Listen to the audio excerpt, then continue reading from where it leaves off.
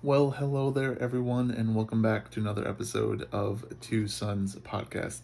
I am your host here, Philip, and in today's episode, we are breaking down probably one of the more controversial and honestly relatively successful movies that have came out in the box office these last couple of weeks. And that movie today is going to be Iron Lung. So, for those of you that do not know Iron Lung, this is a movie and a film that has been put out by the famous YouTuber known as Markiplier. This is something that he funded himself. It was more of like a passion project. Definitely considered more of a small indie film. So with his sponsorship of the film, as well as starring as the main protagonist, and obviously having a couple of other different cast and crew members alongside with him, he created the movie Iron Lung.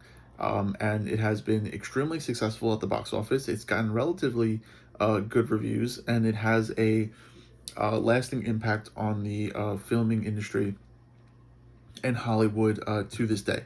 And we're going to talk a little bit more about that as we get deeper into the episode. But that is what we're going to be covering today. So obviously, it's been a while. Honestly, I don't really have too much of an excuse. My work and life balance is relatively good. So honestly, there's just been days where I just don't feel like recording, and honestly, I've just been extremely lazy. I've seen a couple of movies and I've finished a couple of TV shows since the um, first episode of this year, where we covered Primate, one of A24's first films. And honestly, like I said, I've just had no excuse.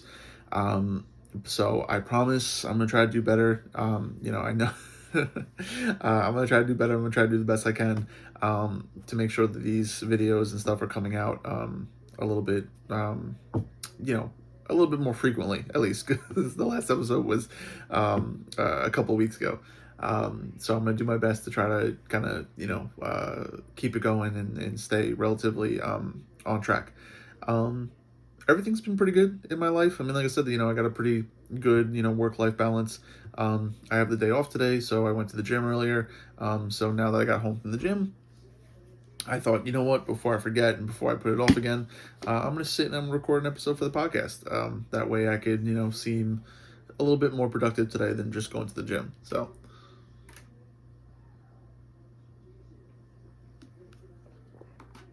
excuse me as I take a sip of my protein shake. So yeah, so like I said, overall I've been doing fairly good, and now we're gonna jump into some Iron Lung. So, Iron Lung obviously is rated R. It is a horror slash sci-fi film. It's about 2 hours and 5 minutes long. Um, this movie came out. I don't remember. I don't remember when, to be honest. Give me a 1 second. Let me just look it up real quick. So the release date for this film was January 30th, 2026. So it's been out for a couple of weeks now.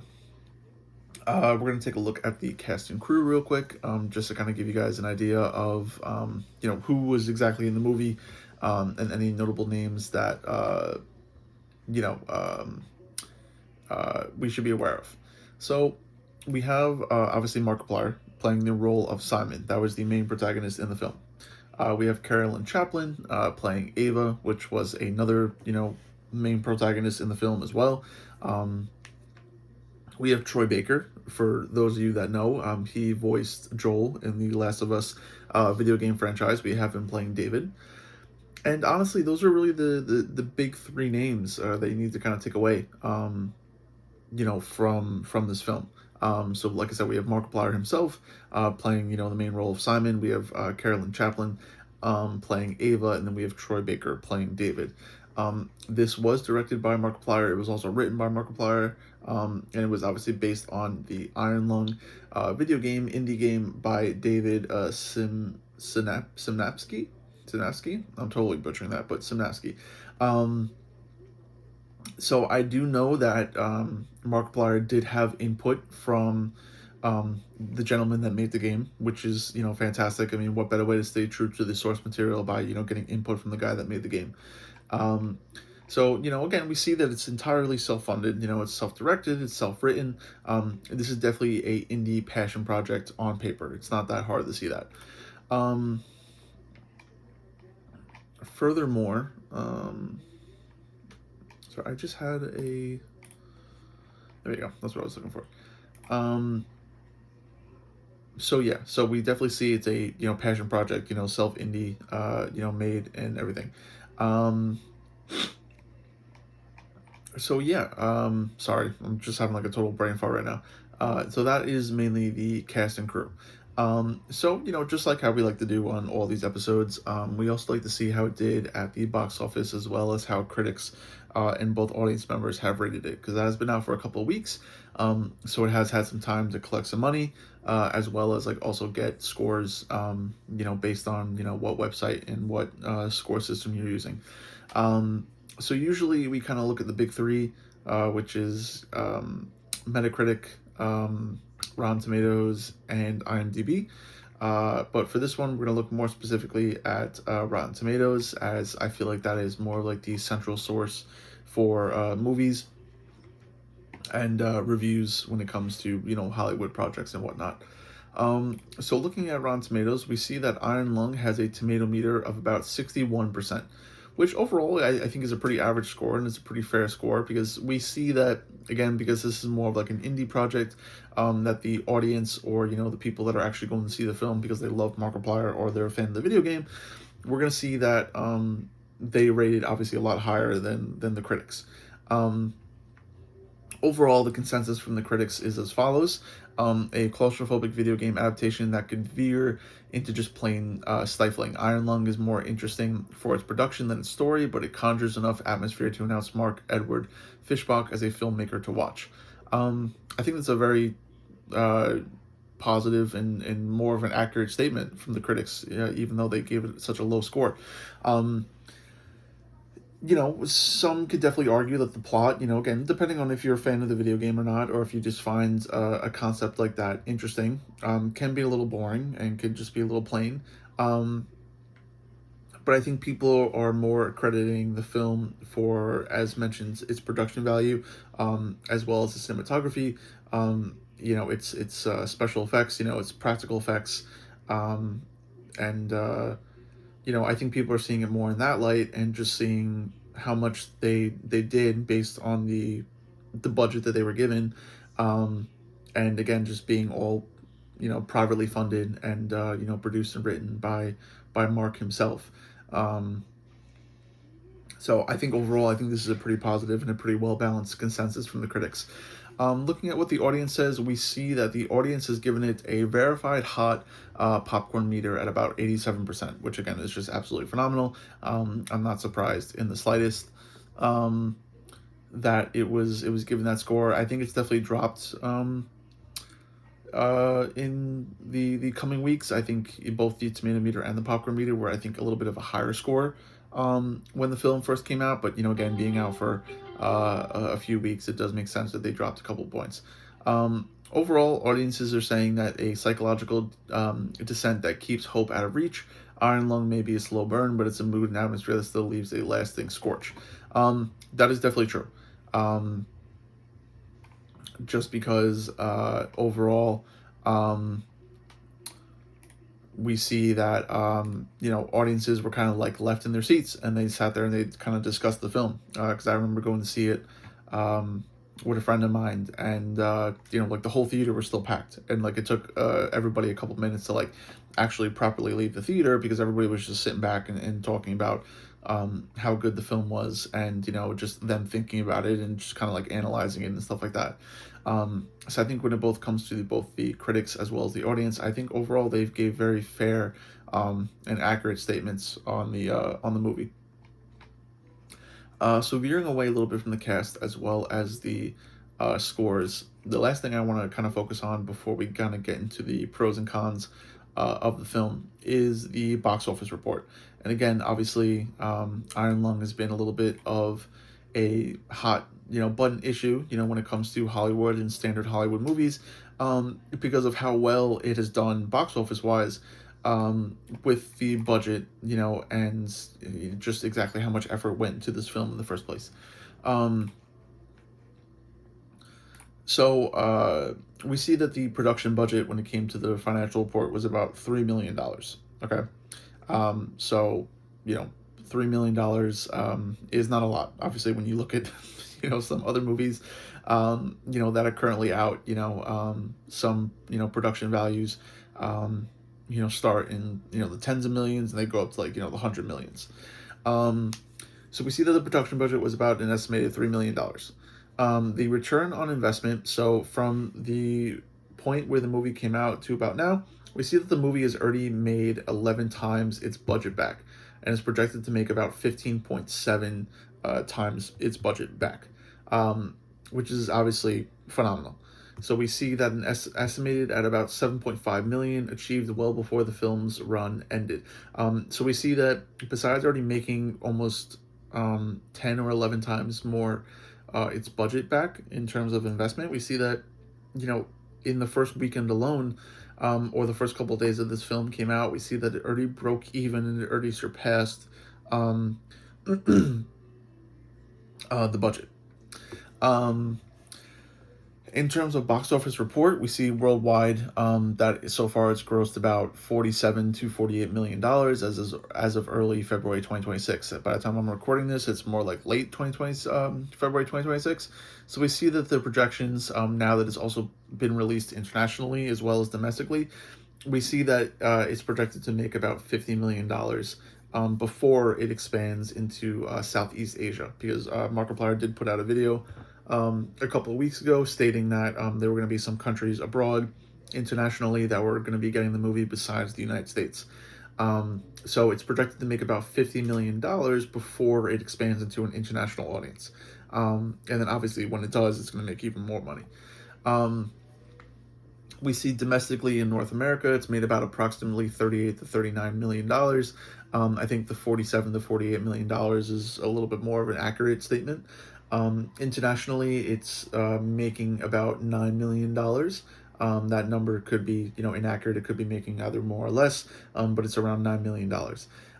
Opening weekend specifically, which was January 30th of 2026, we see that the movie made anywhere between 17.8 to $18.2 million in the United States, making it the number one film for 2 days before being overtaken by Send Help, which obviously is also a great movie. I haven't seen it, but I heard great things about it. Obviously, bigger budget, bigger production value, more well known actors and actresses. So it was only a matter of time. But the fact that Iron Lung held the number one film in the box office for 2 days, is still a relatively great achievement, especially when you're looking at an opening weekend. Um, when we're kind of looking at like a theater count for this movie, so initially it was planned for 60 U.S. screens, which is again not a very high number when it comes to movies and cinema. However, it has expanded over to 4,161 theaters worldwide, without a major distributor. So we've seen that this movie is in smaller mom and pop theaters. It's been in Regal. It's been in NCG. It's been in AMC. It has, and it's still in theaters to this day. I mean, I've looked at showtimes. It is still in theaters currently. So this movie has been out for almost well over a month, and it is still going strong in theaters such as AMC and Regal, and also my theater as well at NCG. Um, so yeah, I mean, overall, that's a lot of numbers, that's a lot of statistics, but again, it's just further supporting that um, on such a small production budget, this movie has been extremely, extremely successful. Um, Rankings and milestones, we see that it is the number eight highest grossing film of 2026 worldwide. I mean, it will hold that title for a little bit until movies such as Super Mario Galaxy come out, Scream 7, Supergirl, Mando and Grogu.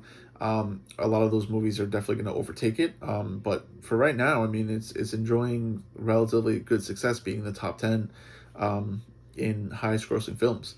It is in the top 40 of all time independent films globally, alongside Midsummer and Nightcrawler, which again is absolutely fantastic. Midsummer and Nightcrawler being, two fantastic movies in themselves. It is the second 2026 film to pass 30 million domestically, behind Send Help, which again is phenomenal, and is the only 2026 horror title to earn over 10 times its budget in 10 days. So, again, a lot of success, both financially, rankings, milestones. We already went over, some of the critic and the audience reception as well. And then looking to the future, we see that with the expansion into Southeast Asia, including the Philippines, Hong Kong, Singapore, Indonesia, and Thailand planned, Iron Lung is expected to push its worldwide total towards the $50 million mark soon. Its grassroots success and its low budget performance have been hailed as a win for independent creators and YouTubers. Um, so again, this kind of goes off of the tangent that I was making earlier. Um, when it came to how has this movie kind of affected both the box office and Hollywood as a whole. And we see that Iron Lung was actually targeted by Hollywood, and they were trying their best to kind of get it out of theaters a lot sooner, than expected, because of the success that it was having, and how well it was doing.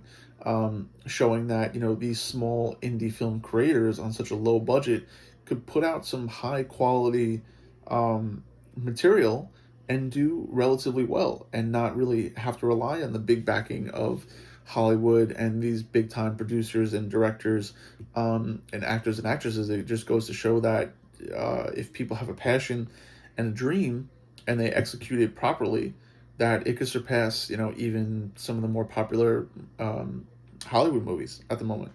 Um, so again, this was a huge blow to the Hollywood industry, but more in a positive way, showing that, indie films and creators could be just as good as big Hollywood creators. Um, so it was a negative blow for Hollywood, but it was also a positive blow, as hopefully the success that Mark had when it came to Iron Lung, hopefully that's going to inspire more indie creators, and more indie studios to continue to create films and TV shows and stuff like that, because of the success of this. So, I would be surprised, and I would be kind of curious to see if Iron Lung, influenced, any indie creators or projects out there, and more specifically, if it's influenced Mark himself to possibly pursue other avenues of film, and, you know, see, himself as a possible film director, and writer for the future. Um, but now we're going to get into some of the pros and cons before we finish up. And because this is such a small film, there isn't really too much to discuss. Um, I think when it comes to negatives, there's a few things. First is that this film is very specifically tailored for a certain audience, right? So if you're a fan of Markiplier, and if you're a fan of the Iron Lung game, and also if you're a horror fan, if you fall into those three categories, I think you're gonna absolutely love this film. If you are a casual, just moviegoer, and you're looking for a movie to go see, I think if you don't know who Markiplier is, I think that's fine. Because it, knowing him is not going to influence the film in that way. It's not like just because you know who he is, the film's like 10 times better. Like, you might just be like, oh, who is this guy? Um, I think if you don't know Iron Lung, and you're not familiar with the franchise, and you're not familiar with the game, and you don't know the concept, I think you're going to be very confused. Um, so I think in terms of watchability, I think Iron Lung targets a very specific audience, and because of that, it doesn't have the potential to kind of expand to a wider audience, and make more money because of that.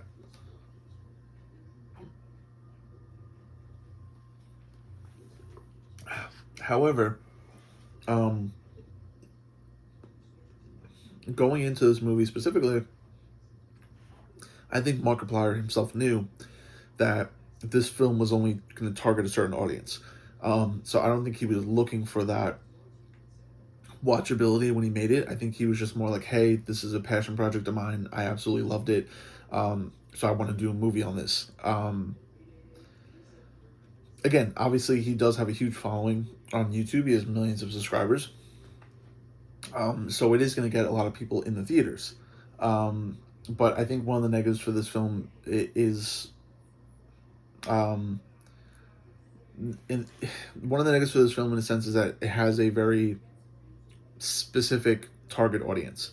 And because of that, I think it alienates some moviegoers and some casual fans, um, and it doesn't jump on the potential to like gather more support in the way. Um, I think if it was like more of a generic horror project, um, with Markiplier, I think more people would see it, because again, they wouldn't have to know like what Iron Lung is and what the video game is. Again, you could argue that, people could just look it up online real quick, watch a 30-minute video and just kind of figure out, okay, this is what, the concept of Iron Lung is. But not everybody's going to do that. So that is definitely one of the negatives this film has. Um, I think one of the negatives the film also has as well is that we kind of touched upon it a little bit earlier, um, but I think if you're not a fan of like slow burn projects and like slow burn, excuse me, slow burn movies, um, you're gonna think that the plot kind of drags on and that they're taking forever to get to point A to point B. Now that is not a personal criticism of mine. That is just definitely something that I could see people complaining about. Is that, um, the plot and the overall arch of the story, might not be everybody's cup of tea. They might think that it's boring, or that it's way longer than it should be. Um, because I mean, watching his video on him playing the game, it only takes him like 40 minutes. So they took a 40-minute story and they kind of made it into 2 hours. Um, so if you're not a fan of those slow burns and stuff like that, I could definitely see people not enjoying it.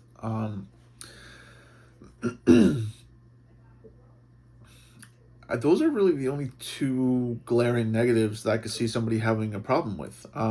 So I think some people might have a issue with the pacing and the plot, and I think some people might have an issue with it not being watchable for a more spread out and general audience. Um, However, there are a lot of positives that definitely counteract those negatives, and that's what I think kind of helps balance out the film. Um, Obviously, one of the more glaring positives is that this is a very successful indie project. So again, being self-funded, self-written, and directed by Mark himself, I think it gives other indie studios as well as other indie indie artists the opportunity to kind of put their best foot forward and see that this part of the industry can succeed if it's done correctly.